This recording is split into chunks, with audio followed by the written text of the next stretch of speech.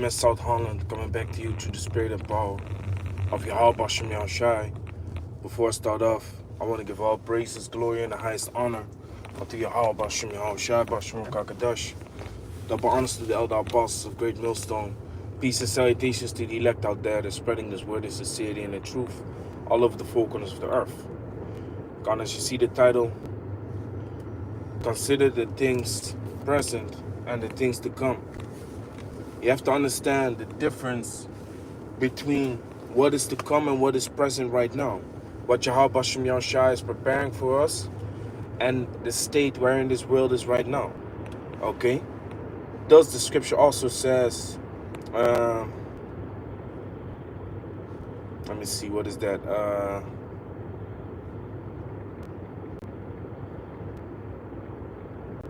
Bear with me for a moment.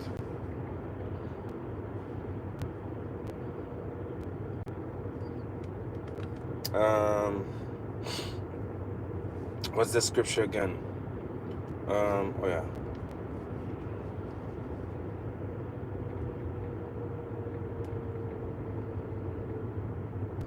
This is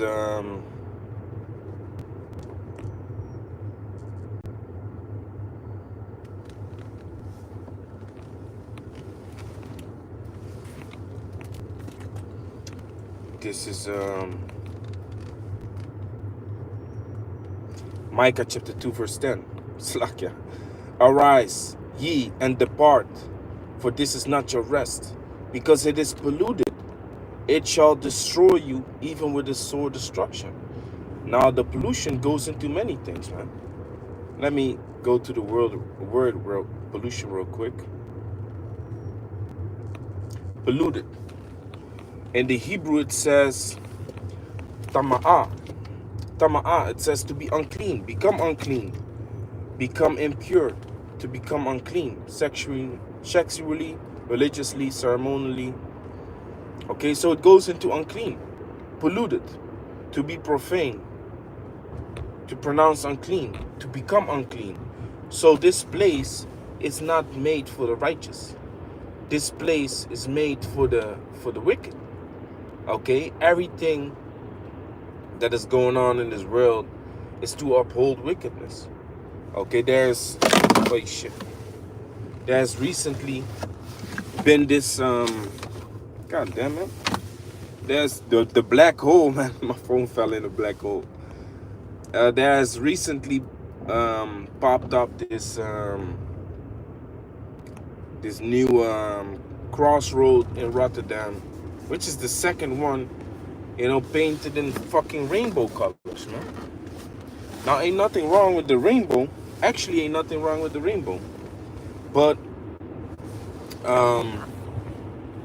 you know, the thing that they put on top of the rainbow, or, you know, that they link with the rainbow is a bunch of folly, man. Alphabet community, or like some brothers call it the Skittle Gang, you know, bunch of confusion.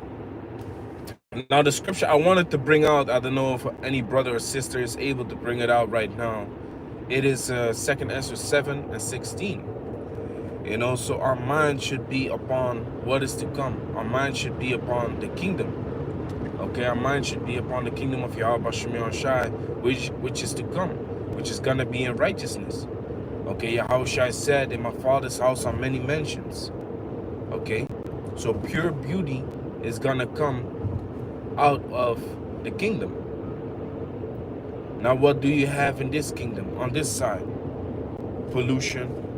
Okay, literally pollution, like the scripture just said. Okay, the air is unclean. It starts off with the air.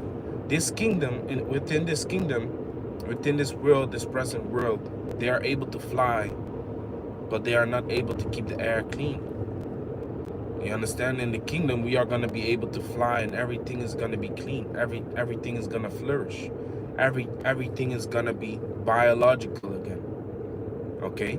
Because Esau's the devil with that too. He calls bio tomatoes, bio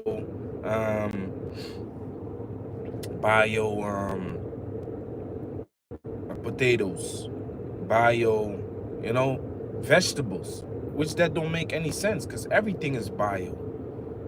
Okay, everything is supposed to be bio. Why the hell would you put a label on it and say, yeah, this is bio? You know? God damn it, man. My phone is literally stuck between the motherfucking thing, man. Well, it's a spirit, I guess. I'm not supposed to read while driving. So let me just leave it.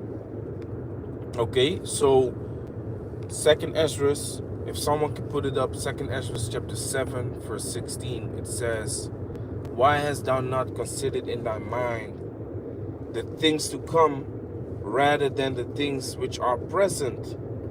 Now, this is very important for certain individuals within this truth, because their mind is focused too much upon the things that are present. Their mind is focused too much upon the things in this world and the cares of this world. Okay? Now, don't get me wrong. You gotta create stability in your life. You gotta make sure that you can feed your family, that you have your daily bread, that you can take care of Akyam that are in need. Of course, those things are necessary too. But you have to balance it out, man. To what extent do you want to push your career? To what extent do you want to push this vibration of making it on this side? Okay, if it costs you all the time in the world, so to speak, that you don't have time for the scriptures no more, that you don't have time for this truth no more. You see? To read, to study, to be among brothers. If you gotta run home every time you're among brothers, that ain't a good look, man. You get disconnected from the brotherhood, which the brothers are connected with this truth. So automatically you get disconnected from the brotherhood too, from this truth also. Hey, Shalom to the people tuning in. GMS, he will not tarry. Hey, that title in itself is already heavy. And that's true. The Most High is not going to tarry. The Most High is coming soon, man. Okay, so what mentality, what mindset should you have? Should it be conformed to this world, or should it be conformed, to the things to come? Hey, I dropped my phone down here. When your phone drops down there, it's done. It's done. You gotta get out the car, move your seat back, and then you can grab it.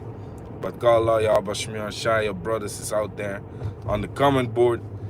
It's 7 o'clock over here in the morning, so I did not expect brothers to, be online from the States. So 2nd Ezra 7 and 16, why hast thou not considered in thy mind the thing that is to come rather than that which is present?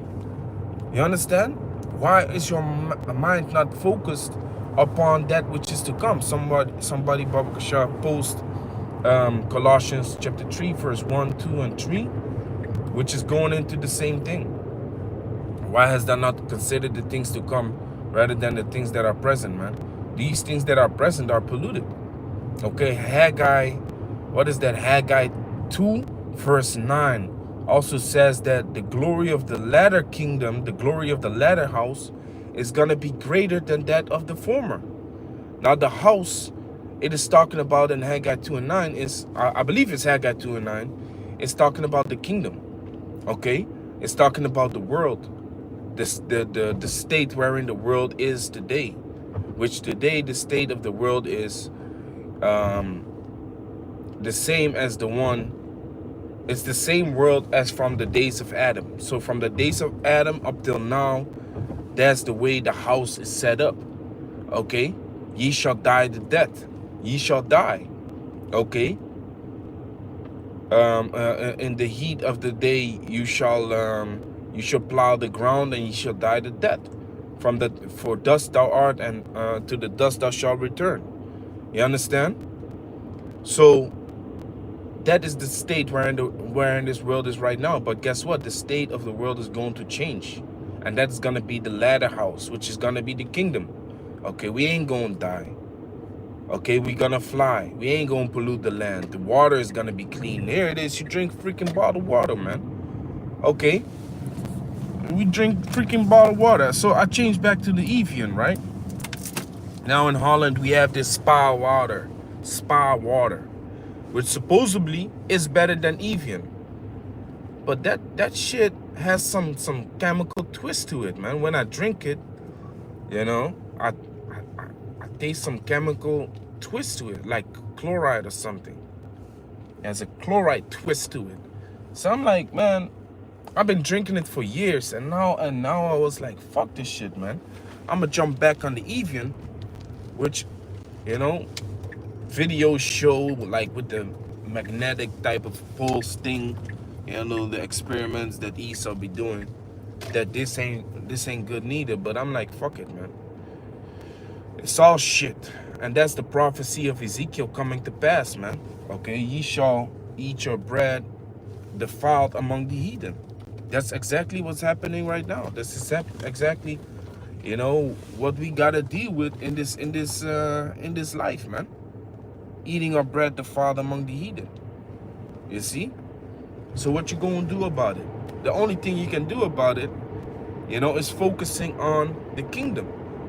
Having your mind there with Yahushua above. Exactly like the brother is supposed to, man. Yeah, Colossians 3, verse 1 and 2.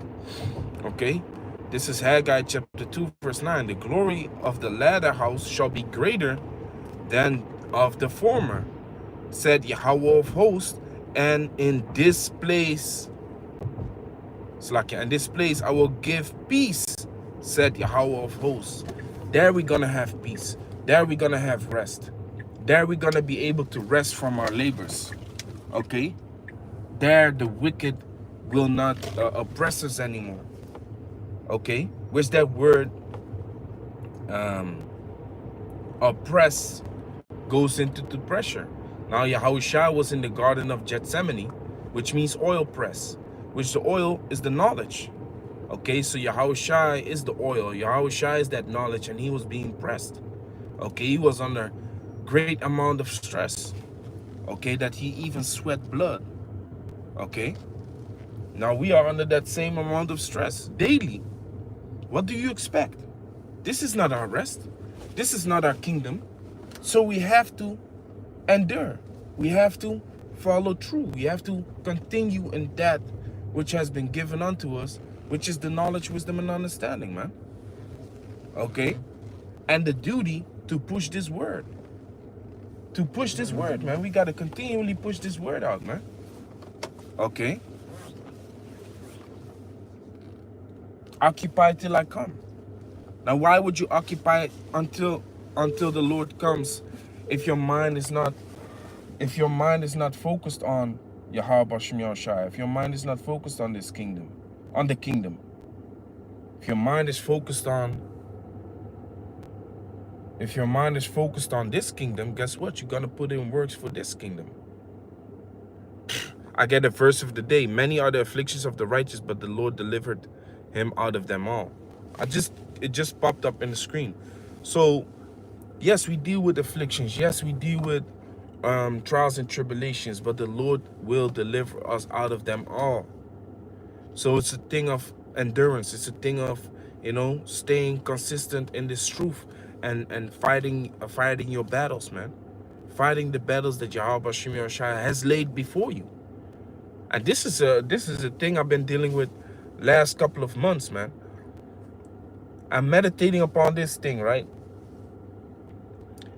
Everything that is going on with you right now that might make you angry, the Most High is seeing it, and the Most High is allowing it. If the Most High wanted something to change, he would do something about it. But since the Most High ain't doing anything about it, that means the Most High is okay with it. You deal with it. Now that is a heavy mindset for me, man. I'm going through shit. I bet all y'all brothers be going through shit, man. You know, going through hell. Now realize that the Most High is condoning that. The Most High is like, yeah, okay. You just deal with it.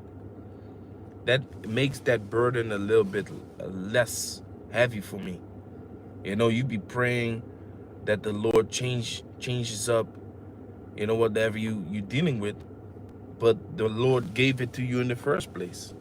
You understand? He wants your mind to be focused upon the things above, man, not the things that are present. Colossians chapter 3 verse 1. If ye then be risen with Yahushua, seek those things which are above, where Yahushua is seated on the right hand of the Most High. Set your affection on things above, not on the things of the earth. For ye are dead, and your life is hid with Hamashiach in the Most High. And that's it, man.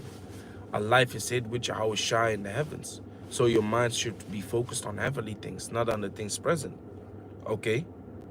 Now, I remember during the C19, you know, some brothers was bugging out. Some brothers was not bugging out like they lost their damn mind, but they was still seeking the pleasures of this kingdom. They was still looking for ways to, you know, do whatever they wanted as concerning what this kingdom has to offer. But we know, like 2nd Ezra chapter 7 verse 18, if a brother can pull that up, 2nd Ezra 7 and 18, pursuant to that scripture, we know that we have to go through the straight things and hope for the wide. So while we on this side of the world, while we on this kingdom, we have to go through the straight things. So it's also a form of accepting the state wherein the world is and wherein the world is heading. The prophecies. What do you expect? The prophecies is not going to come to pass. The prophecies ain't going to happen. The prophecies have to happen in order for you to enter into the kingdom. We cannot enter into the kingdom without these prophecies happening, man. As a matter of fact, I'm standing still right now. Why am I not grabbing my phone? Let me grab this damn thing, no?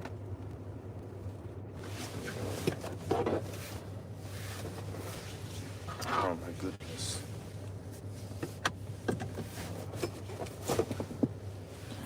Yeah. Okay. Let me go to 2nd Ezra real quick. I'm in front of the office, but fuck it. This is 2nd Ezra 7. Verse 14, 2nd Ezra 7 and 14. If then they that live labor not to enter these straight and vain things, they can never receive those that are laid up for them. So we have to go through the straight and vain things in order to make it into the kingdom. The kingdom will not come unless the straight and vain things happen, where straight goes into difficult. Unless the difficult times appear, unless Yahweh Shem Yahshai sets off these prophecies, the kingdom cannot come. That's why we always say World War III ain't gonna come until the MOTB is pushed, man. Until the MOTB is being made mandatory.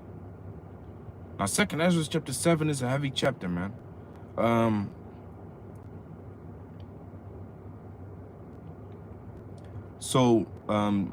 Yeah, let me just read on. Now, therefore, why disquietest thou thyself, seeing thou art but a corruptible man? And why art thou moved, whereas thou art but a mortal?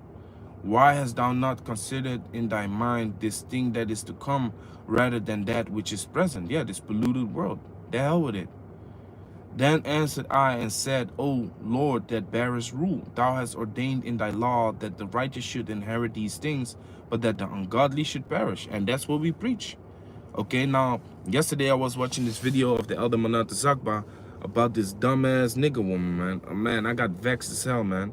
Talking about the Hebrew Israelites don't know shit. They talking all this crap. You don't even know what the scriptures is talking about, man. She was quoting scriptures, and she butchered the scriptures, man. Completely wrong. You understand? The ungodly should perish. Why hast thou not considered this in thy mind? The ungodly will perish, definitely. Verse 18, nevertheless, the righteous shall suffer straight things and hope for the wide. For they that have done wickedly have suffered the straight things and yet shall not see the wide. Which the wide in this chapter is talking about the kingdom. Okay, you go through the straight, a narrow path, and then you enter into the wide. So the straight path, the straight and narrow path, is the times that we have to endure, the times we have to go through, the prophecies that we are gonna have to face also, man. Think about it, it's gonna be the time of Jacob's trouble. That means if you are a Jacob descendant, if you are an Israelite, you're gonna have to go through these times too, man. Okay, temptation shall be upon all the world. Everyone is gonna have to go through it, you know. Also Esau, they're gonna be fucked up too, you know. In those days, a lot of judgment is going to be passed, whether you like it or not. If you believe in this truth, you have to know that these things will come.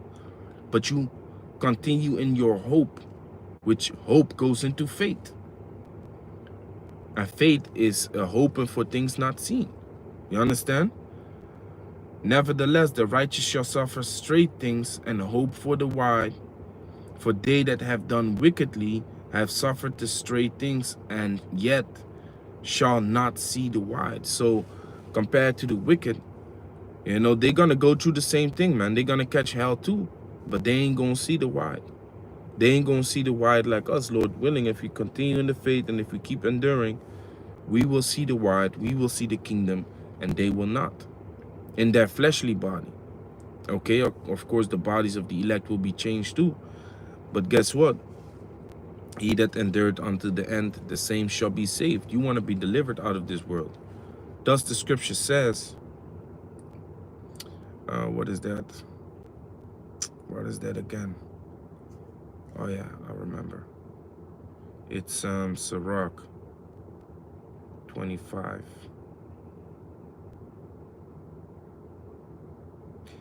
Verse 7. Sirach 25, verse 7. There be 9 things which I have judged in mine heart to be happy, and the 10th I will utter with my tongue. A man that has joy of his children, and he that liveth to see the fall of his enemy. So we are living to see the fall of our enemy, man. But while we are living to see the fall of our enemy, we are more concerned on how the righteous will be saved and what you need to do to be saved. Okay? That through the word that is preached by the prophets, some might be saved. And the Lord prays for them too. GMS, he will not tarry. Wisdom of Solomon 3, verse 5. And having been a little chastised, they shall be greatly rewarded. For the Most High proved them, which the word prove goes into the deem worthy. The Most High has deemed them worthy, and found them worthy of himself, like it says. Verse 6, as gold in the furnace hath he tried them, and received them as a burnt offering. And in the time of their visitation they shall shine, and run to and fro like sparks among the stubble. Spiritual power, man. Now there's this new anime. It's called The Beginning After the End. Man, that shit is spiritual as hell, man. There's a king. His name is King Gray. And he dies or something. Something happens to him. Some power has put him back in a baby's body. So with the wisdom he had as a king, he is being placed back into the body of a baby. So now he wakes up as a baby and he sees his parents happy and stuff like that, and he says, "Huh? Are these my parents?" He said, "Why am I a baby again?" So he inherits the wisdom of his past life into a new body, which makes him extremely powerful. Now, he has a weak vessel, but what makes him powerful? The wisdom that he already had. That's why also the scripture says that we should teach our children young, and it's good for young people to walk in this truth. This is Ecclesiastes chapter 12, verse 1. Remember now thy creator in the days of thy youth, while the evil days come not, nor the years draw nigh, when thou shalt say, I have no pleasure in them. So it's good to, know this truth when you're young. Okay, start early, teach your children early, give them the knowledge, wisdom, and understanding. because those questions that they will have and generate when they grow up will disappear, and they have room in their mind to think about other things to develop quicker. You understand? So yeah, man, I'm rattling on, man. I'm gonna close it out. I'm gonna go to the job right now. Slavery is still going, man. You know, we gotta keep, we still at the plantation. So with that, I want to give all praises, glory, and the highest honor to Yahweh Bashem Yahushua Bashem Kakadash. Y'all, this video was edifying. With that, I'm gonna say shalom.